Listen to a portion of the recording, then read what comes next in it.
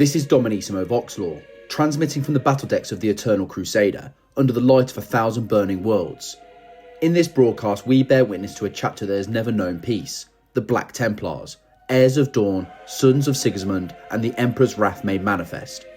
From the breaking of the legions to the Age of Apostasy, from the holy wars of Armageddon to the fall of Cadia, and the blazing dawn of the Indomitus Crusade, theirs is a story not of conquest, but of faith unbroken. They are the sword that never rests, the flame that never dies, and the vow that has never been broken. So steel your will and strike the seal of subscription, for the Emperor's crusade is eternal. This is the voice of Dominissimo, and this is the law of the Black Templars. In the dying hours of the Horus Heresy, when the skies above Terra bled with fire and ruin, the legitimacies of the legions were tested and torn. Amid the tumult, Rogel Dorn, Primarch of the Imperial Fist, stood resolute at the walls of the Imperial Palace. It was in this furnace of betrayal and sacrifice that one man would be chosen to carry a legacy far beyond the immediate war: Sigismund. As first captain of the Imperial Fists, he was tasked by Dorn to serve as the Emperor's champion, to root out Chaos champions in single combat, to strike fear into the hearts of the traitors, and to stand as a symbol of unbroken loyalty. In those final days, Sigismund slew more than 24 chaos-tainted warriors, challenging them personally and driving them back into the warp. That act would forever bind him to the most sacred traditions of the Black Templars to come. When the Siege of Terra ended and the traitor legions were cast into the Eye of Terror, the Imperium was battered and fragile. Rebooty Guilliman's reforms would reshape the Astartes forever. The once mighty legions would be broken, dispersed, and reorganised into smaller chapters under the doctrine of the Codex Astartes. Dorn resisted. He saw in the fragmentation a weakening of duty to the Emperor, and he refused to surrender his legion's unity. In the end, when the Imperial Fists were threatened with censure and even fire from the Navy itself, Dorn relented, but only partially. He agreed that the legion would be divided, under extreme duress, but demanded that two true successors remain unchanged. One would carry forward the name of the Imperial Fists, and the other would become something new, something militant and unyielding. From the fervent warriors who followed Sigismund's zeal came the Black Templars.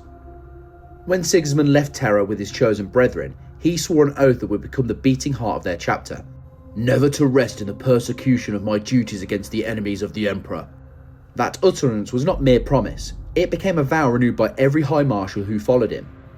So began the greatest and longest Imperial crusade in human history, sweeping through the stars for 10,000 standard years and more. From the outset, the Black Templars rejected the strictures of the Codex Astartes. Sigismund would not bear orders that he viewed as dishonouring Dorn's martial ethos. He refused to adopt the regulated companies, the fixed strengths, or the cautious deployment doctrines favoured by many other chapters.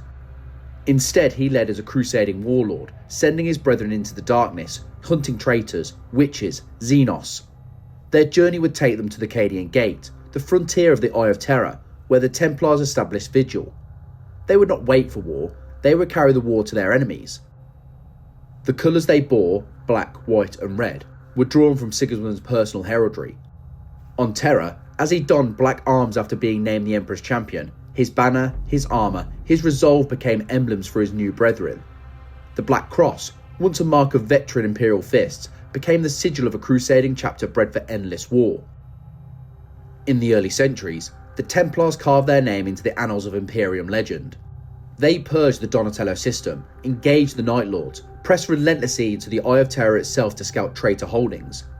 They held the Cadian Gate against the first incursions of the Black Legion.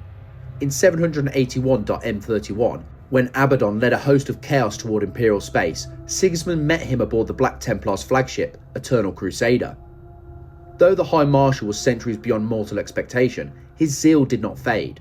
In single combat, he drove his blade deep into Abaddon's chest, leaving the Dark Lord wounded and scarred for the ages. Yet Abaddon struck back with the Talon of Horus, cleaving Sigismund in two. Even mortally wounded, Sigismund used his last breath to curse his foe. You will die as your weakling father died, soulless, honourless, weeping, ashamed. Though Sigismund died, his tale did not end. The black sword that he had driven into Abaddon was enshrined among the Templars' greatest relics. The first High Marshal's corpse and his weapon were placed aboard the captured ship Valorous Vow, encoded with battle logs and sent to Terra. Abaddon's wound, imbued by Sigismund's blow, would leave a scar he bore for a millennia, an eternal reminder that the Templars would never yield. In death, Sigismund laid the foundation for a doctrine of contradiction and resolve, unceasing crusade, absolute faith, martial independence. Each High Marshal thereafter drew from that crucible. The Templars would abandon fortress monasteries in favour of war fleets, establish chapter keeps only on conquered or liberated worlds, plant their standard across galaxies wide, and always, in the darkness between stars, they would scour out the enemy. In that forge of beginnings, the Black Templars were born not merely as a successor chapter, but as an idea incarnate. Their vow was not to rest until the Emperor's light ruled every star, their swords not sheathed until all traitors, heretics, and Xenos lay broken, and in that sacred oath lay their identity. The chapter that departed Terra as a flame was tempered into a weapon by the long years that followed. What began as a promise at the edge of the throne world became a discipline with mass, shape, and rite. Across the warp lanes, the Black Templars learned how to turn an oath into a machine that never sleeps. Not a fortress and its garrisons, but a constellation of moving steel, war fleets that stitched together their own supply lines, their own shrines, their own laws. Crusade was not a campaign for them. Crusade was a condition of being. Each fleet took its character from the Marshal who commanded it. A Marshal bore a crusade writ sealed in wax and blood, a mandate to prosecute a defined blasphemy until it broke, a demon hood to be raised, a witch coven to be hunted from system to system, a Xenos empire to be burned root and stem. Under him, Castellans braided purpose to fury, gathering fighting strength into flexible knots the chapter called fighting companies. They were not companies as the cautious would define them, those numbered reliquaries of the Codex, but living task forces, swollen or trimmed as the war demanded, recombined between jump stops, reorganised on the hangar decks beneath shrines and war banners. When one crusade ended, its companies did not dissolve, they sought another vow and sailed into it. Where other chapters kept their strength in stone, the Black Templars set their altars within halls. A crusade fleet was a cathedral of steel and drive cores. At its heart, a battle barge with a sanctum wide enough to host 1,000 litanies and the clang of 1,000 chains. From that nave, strike cruisers fanned out like radiating chapels. Their corridors held engravings of catechisms, oaths scored into adamantium with combat blades, red candles sunk into iron sconces. Servo skulls drifted with scents of smoke, trailing prayers burned onto parchment tabs that fluttered in the recirculated breeze. It is said that a Templar knows the taste of his fleet's air, can tell by the sweet curl of incense and machine oil which deck he stands upon, which shrine he must kneel to before boarding the drop craft that will take him down to the next heretic world. Discipline bound this seal, and the first of their disciplines were the vows. Before each crusade and every major strike within it, the Reclusium convened what the chapter called the taking of the oath. Helmets unsealed, blades bared, they spoke words older than any single warrior present. Not empty slogans, but operational doctrine poured into devotion. To uphold the honour of the Emperor was to scorn cover and fear alike, to suffer the bite of alien guns and keep advancing, a steady drumbeat of ceramite boots and iron faith. To accept any challenge, no matter the odds, was to refuse the arithmetic that would balk lesser commanders, to take the fight from the perimeter to the centre and make slaughter into a bridge.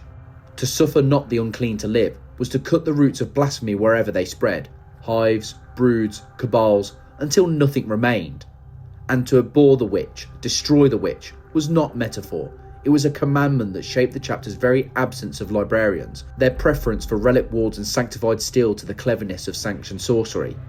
They wore those vows as others wore shields, driving them into the meat of battle until the meat gave way. Another discipline was the champion. In other chapters, champions may be elected, ranked, or named by rote.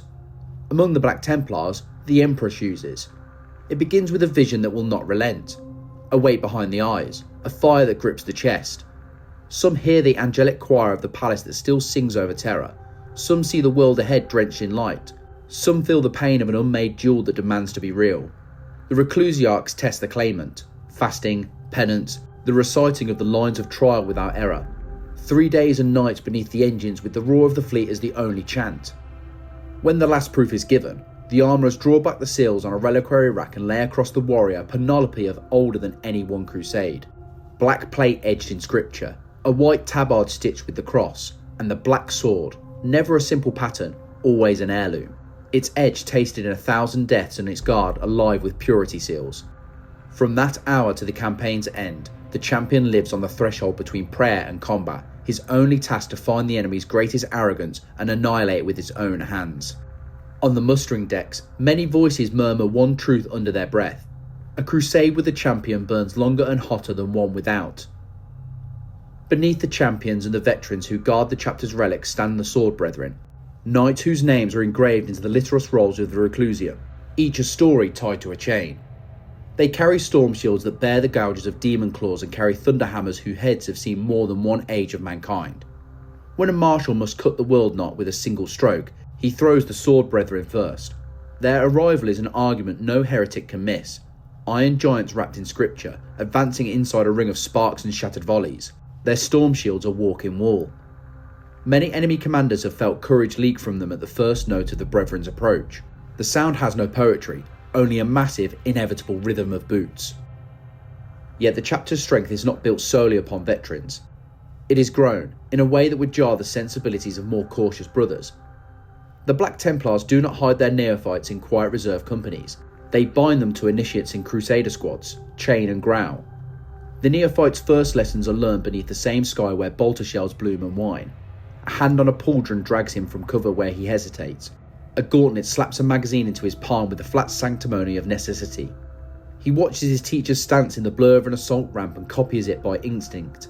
He learns the shape of the recoil in his bones. Between battles, he cleans his blade at the veteran's feet, recites the canticles of readiness until his throat is raw, and dares not look away when a chaplain's skull helm turns in his direction. In time, the chains binding them become symbolic rather than steel. When the chaplain cuts them free and drapes a tabard across the new initiate's gorget, the warrior rise is already shaped by the wars he has lived through.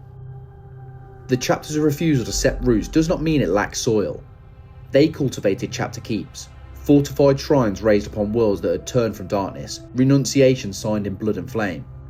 A keep was not a monastery for retirement but a hinge in the chapter's war, a place to store relics, to stage for the next push, to host the rite where a world's militia could be folded into a crusade as chapter serfs sworn to the blade.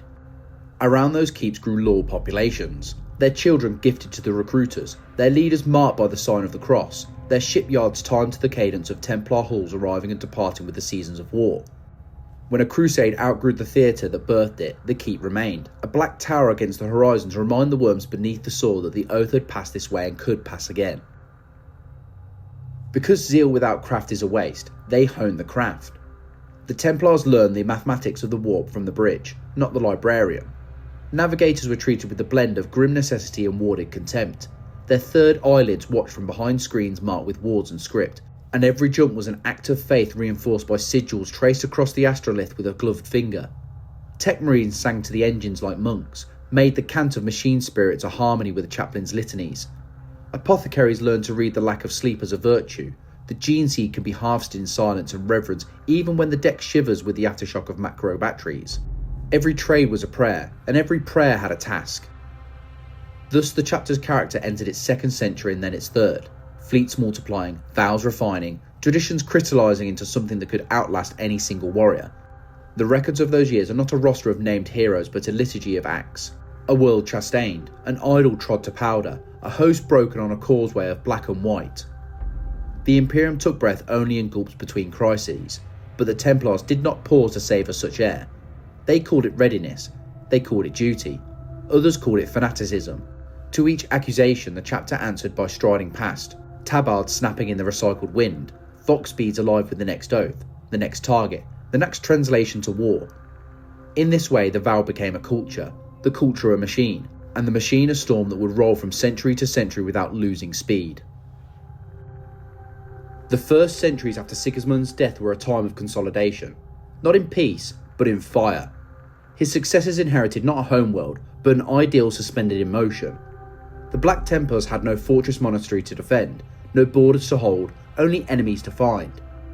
The death of their first High Marshal did not dim their zeal, it focused it.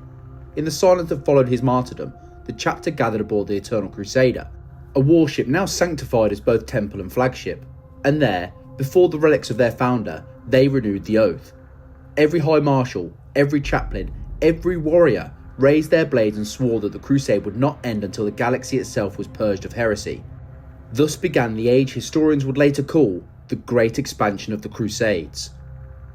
Under the new High Marshal, whose name has been lost to time but whose deeds remain etched in the chapter's annals, the Black Templars became a storm without a shore. The Imperial fists fortified, the Ultramarines rebuilt, but the Templars moved, an entire chapter at war, broken into dozens of fleets, each with its own zeal and its own vow. From Segmentum Solar to Obscurus, their banners appeared like spectral warnings before planetary governors who had forgotten their oaths to the throne. When words failed, fire followed. One of the earliest crusades of this era was the Charon Reach Purge, a campaign waged against the mutant enclaves and warp cults that had spread through the unguarded edges of Segmentum Tempest. For generations, the Imperial tide had not reached those worlds. Governors turned from faith to survival, and from survival to heresy. The Black Templars arrived without herald or plea. Drop pods fell like meteors, their descent marked by burning contrails and hymns broadcast over every open frequency. Within weeks, entire cities became execution grounds. The Charon Purge is remembered not for its victories, but for its totality. Not a single governor was spared, nor a single cathedral left untouched by fire. The Administratum would later record it as an overzealous intervention. The Templars called it a return to truth. From Charon, the fleets pushed outward towards the Ghoul Stars, that unholy expanse where alien empires were said to brood in the dark between constellations. It was there that the Ghoul Star Crusade was born, one of the first examples of the chapter's preference for wars of annihilation over containment. The Xenos species encountered there, now lost to Imperial taxonomy, were eradicated so completely that only fragments of their ruins remain. In that campaign, the Templars perfected what later generations would call the Hammer's March, a relentless advance by Crusader companies supported by orbital fire, each step sanctified by the chaplain's litanies. When the last alien stronghold fell, the Marshal leading the crusade ordered the construction of a chapter keep upon the ashes, a massive bastion carved into the bedrock of a dead world. It would become one of the first way stations of the Eternal Crusade, a beacon for future fleets to resupply, to recruit, and to renew their vows before vanishing once more into the void. The Black Templars' reputation spread faster than their ships could travel. Among the faithful, they were heroes, knights without rest, guardians of humanity beset by monsters. Among the bureaucrats of the Adeptus Terra, they were a problem that refused to be contained. Unlike other chapters, the Black Templars did not maintain a fixed strength. Their crusading structure allowed them to grow far beyond the codex limit of 1,000 battle brothers. Each new crusade recruited from liberated worlds, elevating aspirants directly from the ashes of their homeworlds. The ranks of their neophytes swelled. On paper, their numbers were unknowable. In truth, they were legion. The Inquisition questioned, the Administratum grumbled, but the High Lords never dared sanction them openly, for none could deny their results. The early crusades of the Templars reshaped Imperial faith itself. In a time when the ecclesiarchy was still gathering power, centuries before the Age of Apostasy, the Black Templars carried the Emperor's name to worlds that had forgotten his light. They preached with bolter fire, baptised with Prometheum, and left behind the foundations of new churches and shrines. Their chaplains were not mere spiritual guardians, they were conquerors of hearts and worlds alike. It is said that one reclusiarch, Tiberium Vass, converted an entire planet with a single broadcast sermon transmitted from orbit, his words amplified by the thunder of orbital bombardment. "Faith is the Emperor's sword," he declared, "and we are its edge." The world surrendered within the hour. For all their piety, the Templars were not blind to the necessities of war. Their tech marines, trained by the priests of Mars yet held apart by doctrine, learned to sanctify their machines in ways that blended technology and worship. Machine spirits aboard their ships were not placated with simple rites. They were commanded, with hymns that doubled as code cant. The Eternal Crusader itself became a living relic, its halls layered in centuries of scripture, its machine altar pulsing with the faith of generations. It was said that its reactor's core hummed in rhythm with the battle hymns of its crew, that its Auspex arrays could pierce warp mist through sheer belief. As centuries turned to millennia, the Black Templars' legend grew into a force of its own. To frontier worlds, their arrival was deliverance. To heretics, it was judgment. Yet even among Imperial allies, their methods drew unease. There are accounts of Astra Militarum commanders who begged the Templars to halt their purges once victory was assured, only to be executed for cowardice or heresy. A single quote survives from one such commander, preserved in the archives of Hydrix Prime. "The Black Templars did not save us. They saved the Emperor's truth from us." The Crusades of this era reached their apogee in the Rathalon cleansing, a war waged not against Xenos or heretic, but against corruption within the Adeptus Mechanicus itself. When reports surfaced of a forge world venerating an ancient scrap code idol as divine, the Templars descended without sanction. For a full year, the void above Rathlon burned with shipfire as the chapter's fleet shattered the forges one by one. The surviving Magi, dragged from their citadels, were made to witness the destruction of their machines. When questioned by the Order Hereticus, the High Marshal at the time, Helbrecht's predecessor by many centuries, simply replied, "The Emperor tolerates no false gods. We are his intolerance made manifest." The Inquisition recorded no official rebuke. Through these campaigns, the chapter's culture deepened. They developed the litanies of the Crusade, a living scripture compiled from the words and actions of Sigismund's successors. Each High Marshal added verses, each Reclusiarch codified their meanings. They were not rules, but reminders. Faith without battle was hollow, and battle without faith was heresy. By M33, every new crusade began with recitation of these litanies aboard the Eternal Crusader. The Age of Fire and Faith was more than an era of conquest. It was the crucible in which the chapter's soul was reforged. From Sigismund's single oath grew a doctrine that transcended strategy, a vision of an Imperium purified not by order, but by relentless struggle. The Black Templars became the Imperium's sword arm unshackled, striking where bureaucrats feared to look. And though the centuries would see them clash with foes both alien and Imperial, none could deny in those early crusades the will of Dorn and the fire of Sigismund burned brighter than ever. For the galaxy was vast, and faith alone would not hold it. The Black Templars knew this truth well, and so they sailed ever onward, their hymns echoing through the void, the light of their wars marking the path of humanity's most zealous sons. Every chapter in the Imperium bears a lineage of leadership, captains, masters, commanders whose name anchor centuries. But for the Black Templars, leadership is not a position, it is a crusade given human form. The title of High Marshal is no throne to sit upon, but a fire to burn within. Each bearer inherits not the luxury of command, but the burden of an oath that has never ended. They are not rulers, they are the embodiment of the crusade itself, and through their line, the will of Sigismund continues unbroken. In the first millennium after the second founding, the office of the High Marshal evolved from a symbol of unity into the beating heart of the Eternal Crusade. Unlike Codex chapters, which bound their masters to councils and bureaucratic order, the Black Templars maintained the singular authority of the High Marshal as absolute. He was the final word in doctrine, deployment, and faith. Every marshal commanding a crusade carried his writ. Every ship that sailed into the void bore his seal upon its hull, and when he spoke, it was said his words carried the echo of Sigismund himself. Yet no High Marshal was alike. Each one's era reflected his interpretation of the Eternal Crusade, his reading of the vow, his mark upon history. Some ruled with austere pragmatism, others with fanatical zeal, and some with a vision so broad it bordered on heresy in the eyes of the Inquisition. But always, they served the same flame. Among the earliest remembered was High Marshal Ludaldus, a warrior philosopher known for waging the crusade of wrath across the Maelstrom's outer reaches. Ludaldus believed that the Templars' duty was not merely to destroy heresy, but to terrify it, to make the very mention of their name a curse among the damned. Under his command, entire sectors fell silent. Traitor warbands fled rather than face his fleet. It was said that his chaplains no longer spoke sermons to the faithful, they broadcast them across the vox channels of the enemy, their voices echoing through traitor ships moments before they were boarded and purged. Ludaldus also refined the structure of the Crusader fleets, codifying the rank of Castellan, a trusted subordinate marshal charged with commanding strike forces far beyond the fleet's core. This decentralised design allowed the chapter to wage multiple wars simultaneously across light years. Where most chapters fought in single, focused campaigns, the Templars could engulf whole subsectors in fire. Each Castellan acted with near autonomous authority, provided his actions served the broader crusade. It was warfare elevated to theology, holy decentralisation, bound not by numbers but by purpose. Centuries later came High Marshal Daedon Gaius, remembered for his unflinching discipline in his crusade against the Orcide Empire of Logar Prime. It was Daedon who formalised the right of the Emperor's champion as a living chain, declaring that at all times one of their number must bear the title, that the Emperor's will would not fall silent. When one champion fell, another would rise, chosen by divine vision, their weapons and tabard passed on in ritual of renewal. The Black Sword itself became the chapter's most sacred relic, its surface etched with the names of every champion who had borne it since Sigismund.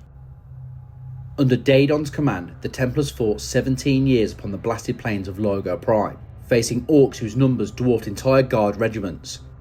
When the Greenskin warlord finally fell beneath the champion's blade, Daedon ordered the world scoured from orbit, not out of cruelty, but as an act of purification. "No trace of the Unclean may remain," he decreed. In that act lay the Templar creed distilled to its very essence. Victory was not enough. Only annihilation could honour the Emperor. Through the long millennia that followed, the High Marshals guided the chapter through ages of both obscurity and glory. When the Great Rift tore the galaxy asunder, and even the light of the Astronomicon faltered, it was said the Eternal Crusade's engines burned brighter in defiance. When the Ecclesiarchs fell into corruption and others' chapters turned inward, the Templars pressed on. Even as other Astartes turned to politics, the Templars turned only to war. They were not made to hold, they were made to strike. The nature of succession among them was as stark as their creed. There was no election, no council, no bloodline of politics. When a High Marshal fell, his successor was chosen by the chapter's Reclusiarchs and Constellans, not for lineage but for conviction. It was not uncommon for a new High Marshal to emerge from the ranks of a single crusade, his deeds echoing across the chapter's network of war. More than once, entire fleets diverted mid-campaign simply to bear witness to the rite of ascension, as the Emperor's champion anointed the new leader with oil drawn from the forges of the Eternal Crusade's engines, a symbol that leadership was forged, not granted. The chapter's archives recall the words of High Marshal Garadon. "The Emperor does not grant us victory, he grants us the chance to earn it." That phrase became the unofficial motto of the High Marshals across the millennia. To lead the Black Templars was not to rule over warriors, it was to drive them, day after day, into the jaws of eternity, expecting no return but duty fulfilled. It was during these centuries that the High Marshals began to see the chapter's mission as more than a chain of crusades. They came to view it as a single, continuous war, a grand liturgy of violence that stretched across time itself. The chapter's annals were reorganised, not by date or region, but by vow. Each crusade was named and recorded according to the oath it embodied. The Crusade of Wrath, the Crusade of Redemption, the Crusade of Eternal Hate. Each vow became a lens through which they interpreted reality, a theological justification for the blood they shed. From this grew a tradition that would mark the chapter forever, the triumph of the High Marshals. At the close of each millennium, when the fleets could be recalled safely, or as safely as the galaxy ever allowed, the chapter's warships would converge, not to rest, but to renew. On the hangar decks of the Eternal Crusader, the relics of every High Marshal were displayed, the shattered swords, the scorched banners, the torn tabards, each one a symbol of victory bought in sacrifice. The chaplains led processions through ranks of assembled warriors, chanting the names of every High Marshal who had ever lived. In the deafening silence that followed, the current High Marshal would step forward, renew the vow, and ignite the sacred flame of Sigismund's reliquary once more. The crusade was eternal, but the man who led it was only mortal. Thus the office of the High Marshal became both a crown and a chain, binding every successor to the unbroken war. Through their leadership, the chapter endured calamities that would have shattered lesser legions. When warp storms swallowed sectors, they found another path.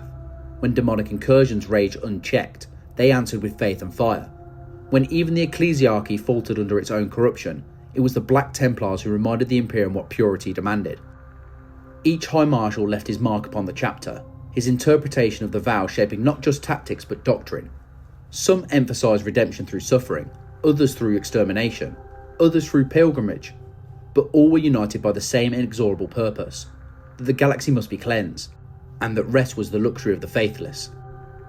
And so, as the millennia turned and the Emperor's Imperium grew ever more fractured, one truth endured. The High Marshals were not generals, they were zeal incarnate.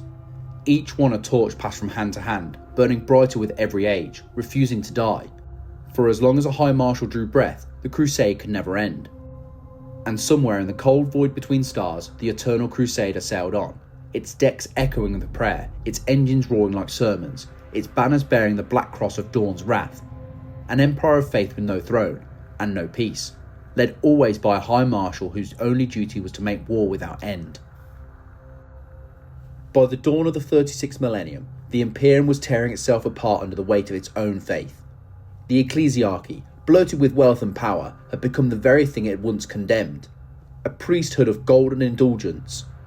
Planets burned in the name of conflicting creeds, Cardinals waged wars of doctrine against one another, while the common man starved beneath the spires of their cathedrals. In this age of sanctified hypocrisy, known to history as the Age of Apostasy, the Black Templars were already moving among the stars, their crusades unbroken.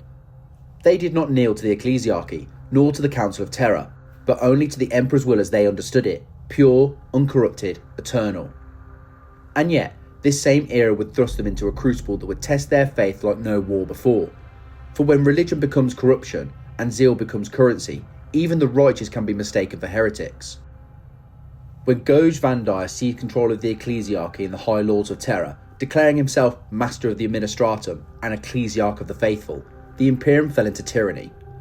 Vandai's reign, his so-called reign of blood, was one of civil war and mass execution.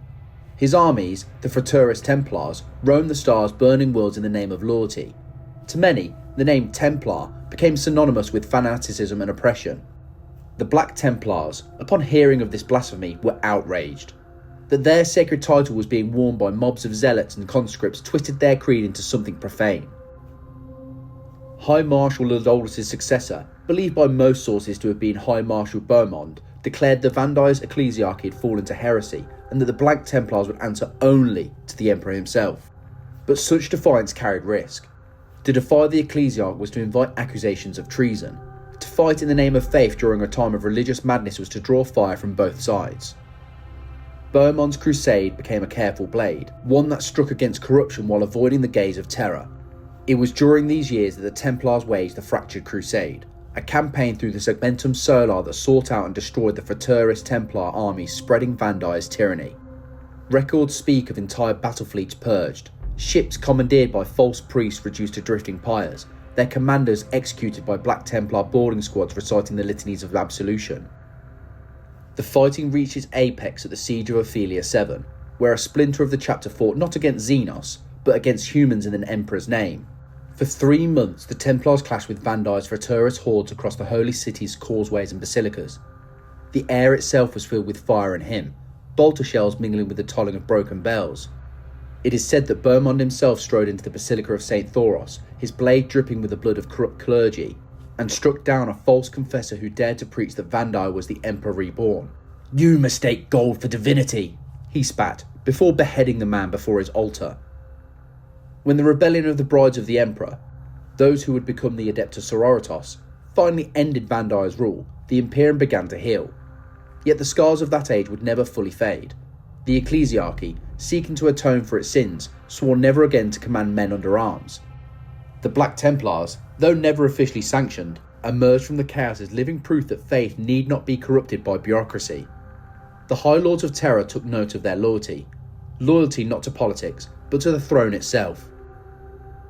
And yet, suspicion lingered. The Ordo Hereticus, newly formed in the ashes of the apostasy, viewed the Templars with wary eyes. They had waged war without sanction, executed priests, and annihilated fleets that, by technical definition, were part of the Imperial Church. But the Templars cared little for politics. As Beaumont declared to the Inquisitor Lord Liechtenstein during the Conclave of Hydrax, "We do not serve your parchments, we serve his will. If your orders align with it, then we are allies. If not, pray your fortress is far from our course." In the centuries that followed, the Black Templars carried this independence as both shield and weapon. Their crusades during the aftermath of the apostasy became purges of reconstruction. Wars fought not just to destroy, but to cleanse and rebuild the faith of mankind. On worlds where Vandai's dogma had taken root, the Templars erected new chapels, consecrated by fire and blood. The ecclesiarchy, too humbled to object, accepted this aid and even began to glorify the Templars in their own sermons as the swords of true devotion. But the chapter never forgot the corruption that had once crept into the heart of Terra. They carried that memory like a scar. Their chaplains warned every initiate that faith must be held in deed, not decree, that words, if left unchecked, could rot into false worship. The Templars' hatred of sorcery deepened in this era. They saw firsthand how mortal greed for power, whether psychic, political or divine, could twist even the most sacred of institutions. During this time, another crusade of note emerged, the Benedictine Crusade, named for the zealous Reclusiarch Benedict who led it. This campaign saw the Templars venture into the wilds of the Halo Star to confront a sect of rogue ecclesiarchal missionaries who had begun to venerate a warp entity masquerading as a saint. The Templars' arrival was swift and merciless. The entire cult was exterminated, and its cathedral, a void station built around a dead sun, was scoured by plasma fire. Before its destruction, Benedict was said to have broadcast a single message across the entire sector: "Faith without purity is heresy without end." The Black Templars' reputation during the 36th millennium became paradoxical. They were feared by heretics and priests alike, yet admired by common citizens and Imperial Guard alike. Where most chapters retreated from the chaos of the apostasy to rebuild, the Templars leaned into it, becoming a weapon of divine correction. It was during these years that the chapters' habit of carving scripture directly into their armour became common practice. Each battle brother bore verses not of triumph, but of warning, lines that condemned corruption, that reminded them of the price of unguarded faith. Their black plate became not merely armour, but a moving cathedral of penance. In the aftermath of the heretic wars, the Imperium found itself adrift in both faith and governance. Yet the Templars did not rest. Their crusades pressed ever outward, beyond the limits of the Astronomicon's light. In the darkness where no astropath dared to gaze, they brought the Emperor's justice. To the Administratum, this was a logistical nightmare. To the Black Templars, it was purpose incarnate. And so, as the Ecclesiarchy rebuilt its temples and the Inquisition sharpened its knives, the Black Templars sailed once more into the void. The fires of the apostasy had burned away much, but not their faith. If anything, it had made it purer, harder, honed like a sword that refused to dull. They had seen firsthand what humanity could become when it worshipped idols instead of ideals, and they would never allow it again. For the Black Templars, the lesson of the Reign of Blood was eternal. Faith must be proven, not declared. And in that truth, they found renewed purpose. From that day forward, every crusade was waged not only against the enemies of mankind, but against the ever-present rot of corruption that lay within its soul. When the fires of the Age of Apostasy guttered out, the Imperium emerged raw and trembling, like a body flayed and stitched back together by faith and bureaucracy. The Ecclesiarchy rebuilt its temples, the Inquisition reforged its authority. The High Lords of Terror once again imposed their edicts and quotas. But the Black Templars had no interest in the healing of empires. They had fought wars not to govern, but to cleanse. And in that cleansing, they had learned a dangerous truth. The corruption was not merely found in heresy, but in weakness. The dawn of the 37th millennium saw the rise of High Marshal Navarre, a commander remembered in the chapter's litanies as the Iron Voice.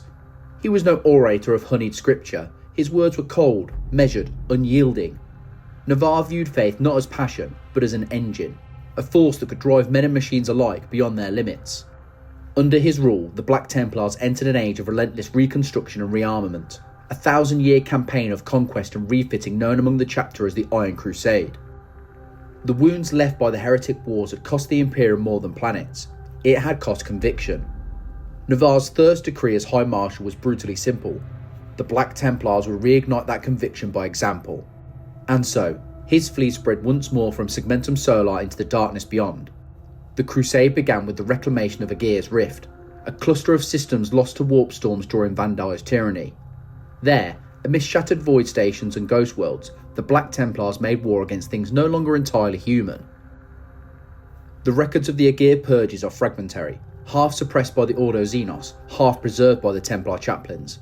But they speak of horrors beyond classification. Flesh fused with machine, whole populations turned to living engines, the remnants of a heretic creed that called itself the Sons of the Forge Eternal. The Templars fell upon them without hesitation. For 3 years they fought through the void, ship to ship, deck to deck, purging each artificial heresy in flame and bolt. When at last the enemy stronghold, an orbital citadel fashioned from the carcasses of dozens of ships, was breached, the Templars made no attempt at recovery. They detonated its reactor, consuming themselves and their foes alike in a supernova of sanctified plasma. High Marshal Navarre's faith was one of discipline. He saw in the fusion of flesh and machine a warning against humanity's unending temptation to exceed its limits. To him, purity was not ignorance of technology, but mastery of it without worship. Under his reign, the chapter's tech marines were elevated to new prominence, their forge altars sanctified alongside chapels. But unlike the Red Road adepts of Mars, the Templars' artificers did not bow before the machine god. They treated every weapon, every reactor, every drive core as a relic of the Emperor's genius alone. It was during this crusade that the Eternal Crusader underwent her first great refit, a process that would last almost 3 centuries. Navarre commanded that the battle barge be expanded, transformed from mere flagship to fortress monastery in motion. Dozens of new launch bays were constructed, great hangar vaults lined with stained glass and burnished scripture. Massive reliquary halls were built to house relics of fallen crusades. The bridge itself became a sanctum, its command dais flanked by towering statues of Sigismund and Dorn wrought from scavenged hall plating. When the ship finally emerged from the forges of Mazoa, it was no longer a vessel of war alone, it was a cathedral of vengeance. Navarre's Iron Crusade did not only purify the Imperium's edges, it reforged the chapter's spirit. He instituted the Rite of Steel and Flame, a brutal test that would become legend among the Templars. Before each crusade, one chosen cadre of sword brethren and neophytes would descend upon a world ravaged by war, stripped of armour and weapons save for their blades and their faith. They would fight for a day and a night, purging every heretic by hand, without the aid of bolt or armour. Only those who survived to see dawn would be permitted to swear the new vow. Those who fell were burned upon the pyres they had lit, their ashes mixed with oil to anoint their brother's armour. The vow of this age was "Suffer not the unclean to live," elevated from litany to law. It became the defining cry of the Iron Crusade, echoing across the fleets like a thunderclap of iron will. Wherever the Templars went, they left behind the same message, carved into stone, flesh or steel: purity is victory. It was under Navarre's direction that the chapter keep upon Stygia Ultima was founded, a bastion world built from the bones of a dead hive. Stygia's surface was a scar of blackened deserts, once overrun by mutant hordes of the apostasy. The Templars did not rebuild the ruins, they purified them. Into the core of the planet they carved a fortress of obsidian and steel, its walls layered in prayer circuits and servo wards. It was a world designed not for habitation, but for testing. Recruits were brought there to face their trial of fire. Days of fasting, days of silence, and the final night beneath the open sky where the dying embers of old wars still glowed red. Few survived. Those who did emerged as zeal forged into flesh. But the Iron Crusade was not without cost. The chapter's uncompromising nature began to draw concern even from its allies. During the Heliot incursion, when the Templars fought alongside the Cadian shock troops to repel a Chaos invasion, reports surfaced of entire guard regiments executed after the battle for cowardice in faith. One commissar recorded that when his men refused to advance through a line of warp fire, the Templars advanced alone, then returned, dragging the wounded guardsmen to the flames, forcing them to burn as penance. The Imperial command demanded explanation. High Marshal Navarre's reply was brief: "We do not fight beside the faithless, we teach them faith." Despite their extremity, or perhaps because of it, the Iron Crusade achieved victories unmatched by any other chapter in that era. The Fadius Rift was cleansed of demon incursions, the heretic enclaves of the Vomit Reach were obliterated, the Xenos Empire of the Kralos Dominion was shattered, its crystal spires crushed beneath bombardment. The chapter's fleet grew vast, their numbers swollen by aspirants drawn from liberated worlds. Even the Inquisition, wary as ever, admitted grudging respect. A private memorandum from Inquisitor Helbrecht of the Ordo Hereticus reads, "They are a knife we dare not sheath, for it would cut even the hand that holds it." As centuries passed, Navarre's legacy hardened into doctrine. The chapter's reverence for the machine became ritualised. Their ship forges sang hymns that blended the canticles of the Mechanicum with the litanies of Dorn.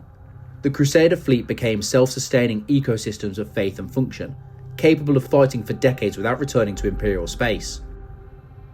Navarre himself would meet his end in the Siege of Cathrax Prime, battling the Iron Warriors amid the ruins of a Mechanicus fortress world. When the traitor Lord Varax Krend mocked his faith, calling it a chain around the neck of reason, Navarre's reply was a Vox recording that survived to this day. "Faith is the chain that binds humanity to the Emperor's hand. Better a slave to purity than a king of filth." He detonated the fortress's plasma core himself, immolating both armies in one final act of cleansing fire. In his death, the Iron Crusade ended, but its echo endured. The Black Templars emerged from that age a steel-given soul, their creed tempered by the certainty that faith was strongest when tested in flame. The Imperium saw them as zealots. The Templars saw themselves as physicians of the human spirit, excising weakness wherever it festered. And across the darkened stars, the Eternal Crusader sailed on, its engines still humming with the rhythm of hymns first sung by Navarre's forges, each note a promise that faith would never rust, and purity would never dull. The galaxy burned anew in the 41st millennium, an age the historians of Terra would later name the Era of Endless War. To the Black Templars, it was simply continuity. The chapter had always known that peace was illusion. But even for a brotherhood forged in perpetual battle, the scale of the storm now rising would test the limits of their creed, and the legend of the High Marshal who would lead them into it. That name was Helbrecht. When Helbrecht first assumed the mantle of High Marshal, the Imperium was besieged on every front. Tyranids consumed worlds on the eastern fringe, the Eye of Terror bled demons into real space, and upon the industrial hive world of Armageddon, a green tide the size of a sector had begun to gather. Ghazghkull Mag Uruk Thraka, the prophet of the War, had returned. Armageddon was a world of smoke and fire, a shrine to industry and war, its surface layered in hives, manufactoria and slag plains. To lose it would cripple the Imperium's war production, and so, when the call for aid came, the Black Templars did not hesitate. For them, this was not a campaign, it was a crusade written in prophecy. Helbrecht's arrival upon the war-torn world would be remembered in song and scripture. The eternal Crusader emerged from the warp above Armageddon like a black sun, its hull wreathed in the glow of burning re-entry. Drop pods fell in their thousands, screaming through the ash-thick skies, each one emblazoned with the cross of Dorn. The vox channels of the Imperial Guard filled with hymns of battle and oaths of vengeance. By the Emperor's will, the Templars come. Helbrecht himself led from the front, as Sigismund once had. Clad in armour burnished black and gold, his power sword Ferrer's Wrath gleaming in the furnace light, he descended upon the plains of Hell's Reach to face the Orc horde head-on. The Orcs were innumerable. Their guns filled the air with smoke thick enough to blot out the sun, but for every greenskin that rose, a Templar answered with bolter and blade. The Siege of Hell's Reach became a crucible for the chapter's faith. Alongside the Templars fought the Black Dragons, the Armageddon Steel Legion, and the priests of the Ecclesiarchy, each inspired by the ferocity of their black armoured allies. Canoness Viridian herself is recorded as saying, "The Templars are not men, they are the Emperor's wrath in motion." As the siege worsened, Helbrecht took command of the Imperial defence lines, organising the fractured guard units into cohesive spearheads. But where the guard held the walls, the Templars charged beyond them. They fought not to defend, but to purify, to meet the foe where the corruption was thickest. In the shattered ruins of Hive Tempestora, they faced the Orc warlord Gortslag Ironfang, whose mech forges birthed new war machines by the hour. The Templars' Thunderhawks swept in low, disgorging Crusader squads directly into the mech factories. For 3 nights the battle raged among the rivers of molten metal and clouds of noxious steam. When dawn rose, Ironfang's fortress lay in ruins, its forges silent, its warlord's skull displayed upon a lance before the Hive gates. Before the war was far from over, Ghazghkull himself descended upon Armageddon, leading a war of millions. Every hive, every desert plain, every refinery became a battlefield. The Black Templars fought across them all, from the toxic seas of fire waste to the orbital bastions above the equator. It was a war fought not for victory, but for survival. In one of the most storied duels of the age, Helbrecht met Ghazghkull Thraka upon the Plains of Storms. Their clash was legend, faith against fury, the hammer of man against the storm of Xenos. The Orc was a creature of monstrous size, his armour daubed in glyphs of war, his power claw crackling with stolen energy. Helbrecht's blade carved deep into the beast's chest, spilling black blood. But Ghazghkull was no ordinary foe. With a bellow that shook the ash dunes, he seized Helbrecht in his claw and crushed him, shattering his ribs and breaking his back before hurling him aside like a broken idol.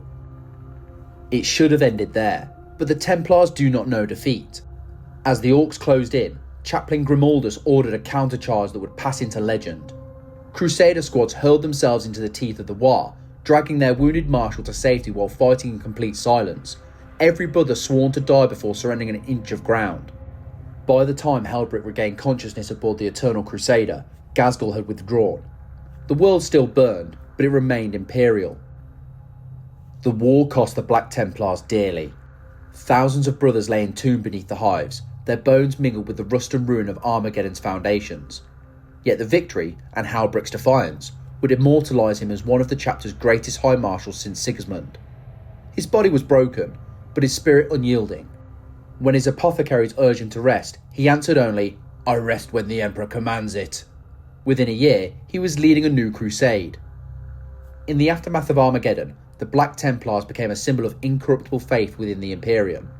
The Ecclesiarchy hailed them as saviours, the Inquisition regarded them with wary respect, but Helbrecht saw only unfinished work. The Orcs had retreated, but they had not been destroyed. And so, he swore a new vow, accept any challenge, no matter the odds. The chapter's banners were raised anew, and their fleets departed to pursue the orcs into the void, hounding them across half a sector. It was during these long pursuit wars that the Templars perfected their boarding actions, storming Xenos hawks, derelicts, and space fortresses in close quarter fury. Every corridor became a chapel of blood, every blast door an altar. Even the greenskins began to fear the black armoured warriors who struck without warning, slaughtering entire crews before vanishing into the dark.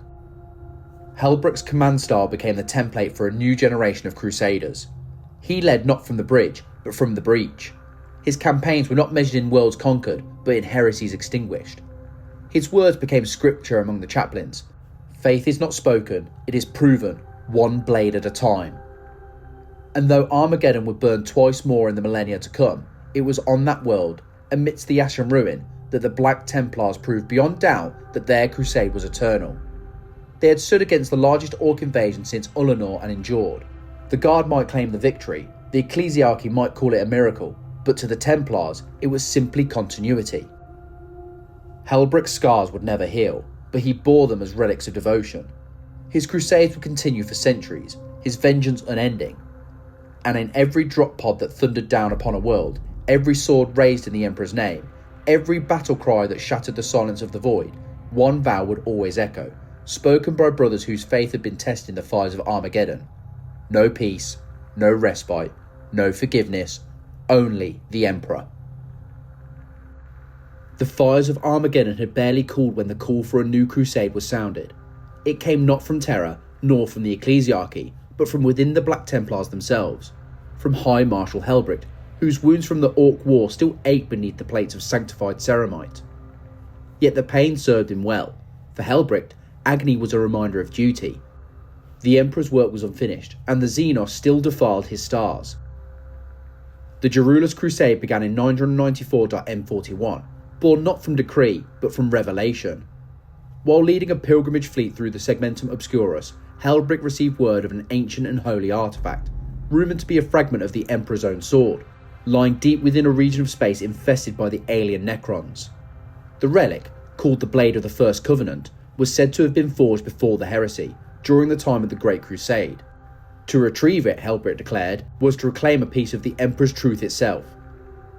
Across the chapter's fleets, the cry went out, "The Emperor's will shall be made manifest." Every crusade, no matter how distant, turned its course toward Jerulas Reach. Hundreds of ships, battle barges, strike cruisers, and pilgrim transports converged upon the benighted system. The Black Templars did not seek sanction. They required no blessing from the High Lords or the Inquisition. Their only authority was faith. The Jerulas Reach was a graveyard of lightless suns and broken worlds. At its heart lay Jerulas Secundus, a planet shrouded in perpetual twilight, its surface choked with ash and ruins. Once an Imperial colony, it had fallen to silence centuries before, its population erased by the slow, patient rise of the Necron tombs beneath its crust. When Helbrecht's fleet arrived, they found no living souls, only the whisper of machine spirits long dormant. The crusade began with fire. Orbital bombardments turned the continents to glass. The Templars descended in waves, their drop pods screaming through the shadowed skies, smashing through layers of blackened dust to reach the tomb entrances below. Each brother was sworn to a new vow. The abhor the witch, destroy the witch oath modified to fit a new kind of enemy. Abhor the machine that would mock the soul. The first engagements were brutal. The Necrons rose from beneath the ground in endless ranks, their bodies shimmering with sickly green light. Gorse fire tore through ceramite and flesh alike. The Templars answered with bolt and chainsword, fighting not for victory, but for purification. In the caverns of Jerulas Secundus, they made their stand, black armoured knights in the dark, surrounded by deathless machines. For 7 weeks, the crusade pressed downward into the planet's core, burning each tomb complex they uncovered. The Necron resistance was relentless, but so was the faith of the Templars. Chaplains preached amid gunfire, shouting the litanies of hate over the din of battle. The Emperor's champion, Brother Aristophanes, became a figure of myth, slaying the Necron overlord of the Dakash dynasty in single combat, shattering its body upon the anvil altar of its own tomb. It is said that, as the creature's necrodermis melted away, the champion raised his black sword high and declared, "The Emperor does not die, and neither shall his will." But the deeper they went, the stranger the resistance became. Entire squads vanished into tunnels only to emerge days later, silent and changed, their armour etched with alien markings. Some spoke of flickering lights in the dark that whispered in binary prayer, others of seeing reflections of themselves among the Necrons. To the Reclusiarchs, these were trials of faith. To Helbrecht, they were lies, illusions meant to unmake conviction. He ordered the corrupted to be burned, their ashes scattered into the void. The campaign's turning point came in the Battle of the Black Vault, a subterranean war fought in the cold heart of the Necron tomb world. The Templars had breached the central sanctum, where the supposed relic was believed to be held. Instead, they found something far more dangerous, an alien portal, humming with energy that defied Imperial science. The Necrons called it the Dolmen Gate, a bridge to their transdimensional empire. Helbrecht stood before it, his armour scorched, his sword chipped, his forces diminished by half. The decision before him was impossible. If the gate was left intact, the Necrons would return again and again. If destroyed, whatever holy relic might lie within would be lost forever. He made his choice without hesitation. Ordering the fleet to prepare a cyclonic torpedo strike, Helbrecht led the remaining sword brethren in a final assault. They fought their way through tides of metallic warriors, cutting a path toward the gate's pulsing heart. The Emperor's champion fell there, impaled by a Necron war scythe, but not before detonating his plasma charges at the base of the structure. The explosion tore through the tomb like divine judgment. As the chamber collapsed, Helbrecht activated the Vox and issued 3 words: "Fire upon us!" From orbit, the Eternal Crusader unleashed the Emperor's wrath. The torpedo struck in sequence, cracking the planet's crust and igniting its core. Jerulas Secundus died in fire, its tombs buried beneath oceans of molten stone. The relic, if it ever existed, was lost forever, but the Necrons were gone. When the arriving Templars were recovered from the void, they were changed men. The chapter's apothecaries recorded gene degradation in many of them, radiation burns in all. Yet when asked if the crusade had succeeded, Helbrecht's answer was clear: the Emperor's will was made manifest. That is victory. The Jerulas Crusade marked a transformation in the chapter's doctrine. From that point on, Helbrecht began to treat every war as not a campaign for resources or territory, but as a pilgrimage. Each crusade became a sacred journey, its goal not to merely destroy the foe but to reaffirm devotion. The litanies of the crusade were rewritten to include new verses describing this philosophy. Faith is the blade, and battle its sharpening stone. Let neither dull. The loss of the supposed relic did not weaken the chapter's resolve, it strengthened it. For the Templars had come to understand a deeper truth, that faith tested and unfulfilled is the purest faith of all. They did not need proof of the Emperor's divinity, for they carried it within themselves, in every wound and vow and act of sacrifice. In the centuries that followed, tales of the Jerulas Crusade spread across the Imperium. To the ecclesiarchy, it was a miracle, a demonstration of faith triumphing over alien horror. To the Mechanicus, it was heresy, a priceless archaeological site destroyed by superstition. But to the Black Templars, it was the ultimate act of obedience, to destroy even a holy relic if its existence threatened the Emperor's design. For the chapter had learned what Sigismund himself had once known, that the Emperor's truth is not found in objects or symbols or victories. It is found in the willingness to burn everything for his glory, even hope itself. And so, the Crusades continued. The Eternal Crusader turned its prow toward the next horizon, carrying within its sanctified halls the survivors of Jerulas, scarred, half broken, but aflame with purpose. In their silence, in their scars, in their prayers, one truth endured across the void. Faith does not need proof, only fire. When the stars screamed and the Eye of Terror yawned wider than it ever had before, even the most faithful of the Imperium faltered. Worlds vanished overnight, astropaths went mad. Across the Segmentum Obscurus, the Astronomicon's light flickered like a dying flame. The 13th Black Crusade had begun, and Abaddon the Despoiler, the same monster who had slain Sigismund at the dawn of the Long War, had returned for vengeance. For 10,000 years, the Black Templars had fought him in fragments, his warbands, his demons, his heretical prophets. But now the storm was unified. Chaos did not whisper this time, it roared.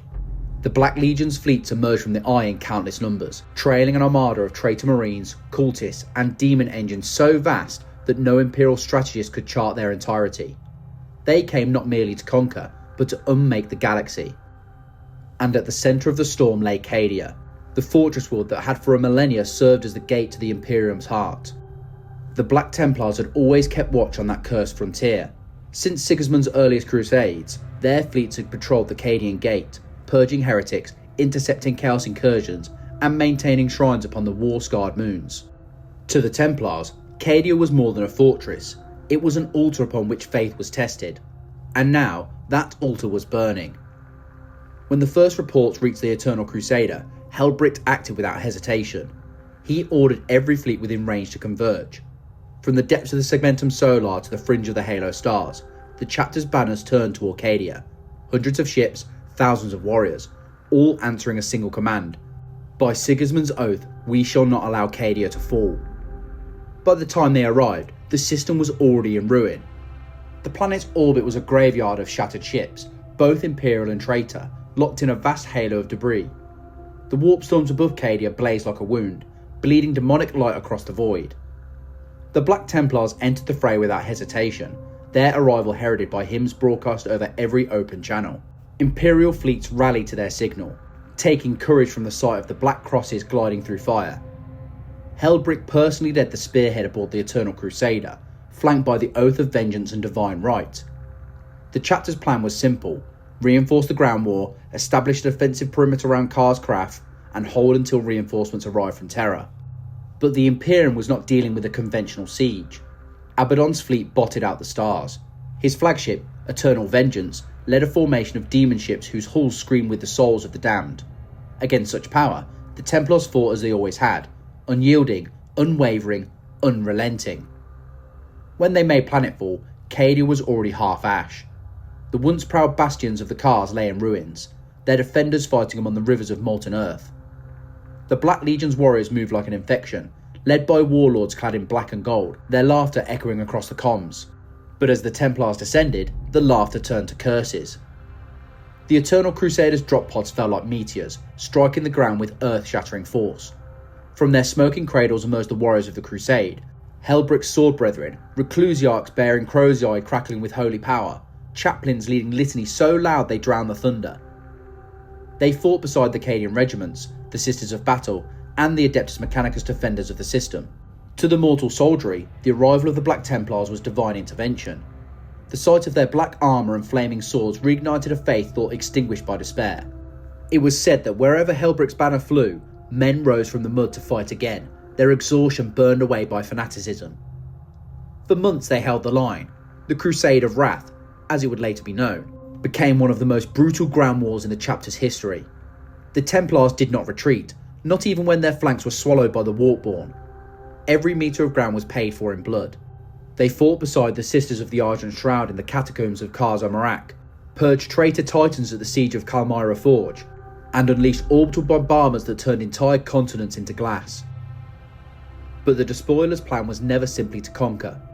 The Cadians discovered too late that the Blackstone pylons which had long anchored the Eye of Terror were the true target.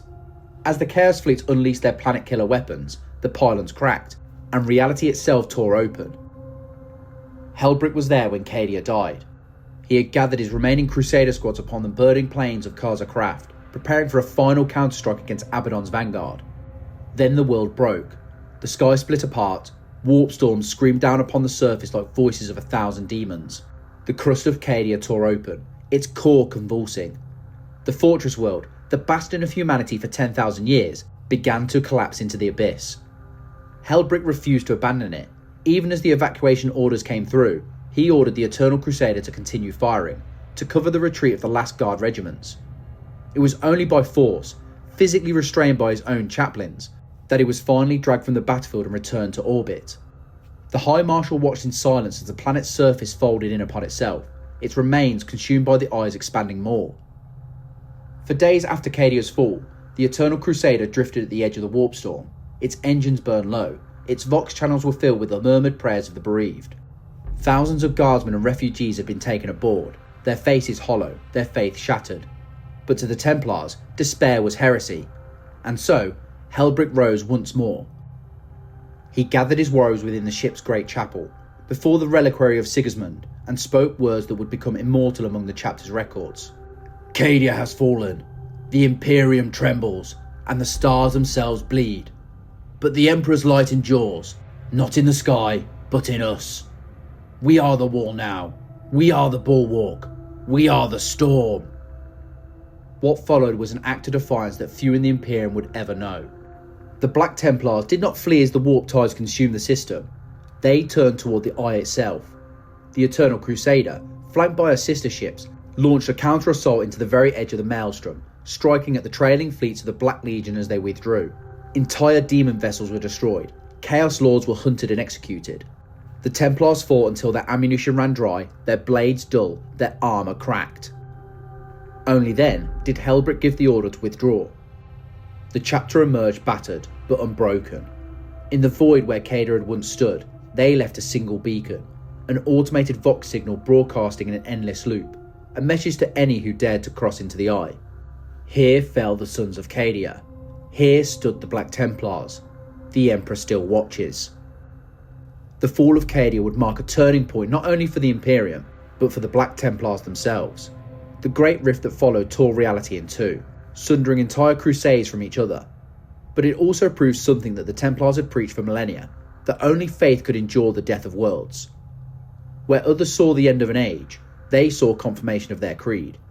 The Imperium might fracture, empires might die, but their war, the Emperor's war, would go on.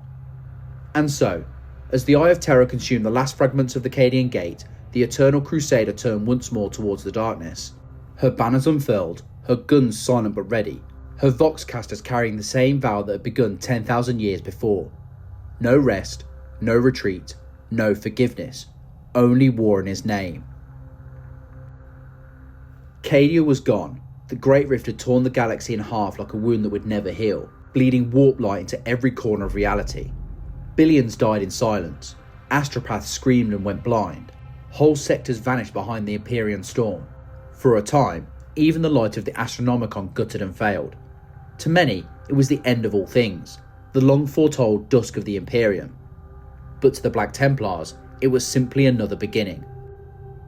When the Eternal Crusader emerged from the chaos tides following the fall of Cadia, her hull blackened under reactors faltering, Helbrecht stood upon her bridge and gave the same orders he always had: set course for the next war. Yet even he could not have foreseen what awaited them in the ashes of the Cadian Gate. Out of the blinding warp light, a new beacon flared to life. The Cicatrix Maledictum raged. But amid its horror came an impossible miracle: the return of Rabuti Guilliman, Primarch of the Ultramarines, resurrected by the Archmagos Belisarius Call. With him came salvation in fire and steel, the Indomitus Crusade. For the first time in 10,000 years, a son of the Emperor walked among his warriors. Guilliman's fleet swept across the void, reclaiming worlds thought lost, reforging the Imperium into something that might survive the Rift's madness. His hosts were vast, billions of soldiers, new Primaris Space Marines by the tens of thousands, their gene scene refined and their armour shining with technologies unseen since the Great Crusade. To the Black Templars, this revelation was both wonder and heresy. The message from Terra reached them in the void above the world of Arden's wake, a world they had just purged of demonic infestation. The Vox carried Guilliman's voice, calm and commanding, summoning all loyal chapters to rally beneath the banner of the Indomitus Crusade. It was the first direct order a Primarch had issued to them since the time of Dorn. The chapter's reclusiarchs gathered aboard the Eternal Crusader to debate the call. For days, prayers and arguments filled the ship's shrines. Many saw Guilliman as a living saint, a sign that the Emperor's hand still guided them. Others warned that he was a remnant of a forgotten age, a being of logic and law, not faith. Helbrecht listened in silence. The Black Templars had always held to Sigismund's vow, to fight without end until the galaxy was purged. But now, a Primarch commanded them to fight with the Imperium again, to march in step, to adhere to the same codex Sigismund had once rejected. At last, Helbrecht spoke, his voice echoing through the hall. "The Emperor has sent us no sign but war. The Primarch's return is no different. We shall fight alongside him, but never beneath him. The Crusade is eternal, not conditional." And so, the Black Templars joined the Indomitus Crusade, but on their own terms. Their fleet sailed beside Guilliman's armadas, yet remained autonomous, answering his summons but never his authority. When the first wave of the Crusade descended upon the ravaged worlds of the Segmentum Solar, the Templars were at the forefront. They struck the demon worlds of the newly formed Noctis Eternia with the fury of the righteous, purging entire systems before Guilliman's bureaucrats could even map them. In the black skies above Vorga 9, they annihilated a Chaos fleet so vast it blotted out the stars. When Guilliman's stratagem later reviewed the campaign, his adjutants found that the Templars had vanished before the reports could even be filed. They had already moved to the next front. It was during this time that the chapter encountered the Primaris Marines for the first time. Taller, stronger, their armour forged from Khorne's new designs. Guilliman offered these warriors freely to every chapter, insisting that they were not replacements but reinforcements. Among the Black Templars, the reaction was divided. Many saw these new sons as a miracle, the Emperor's craftsmanship made manifest once more.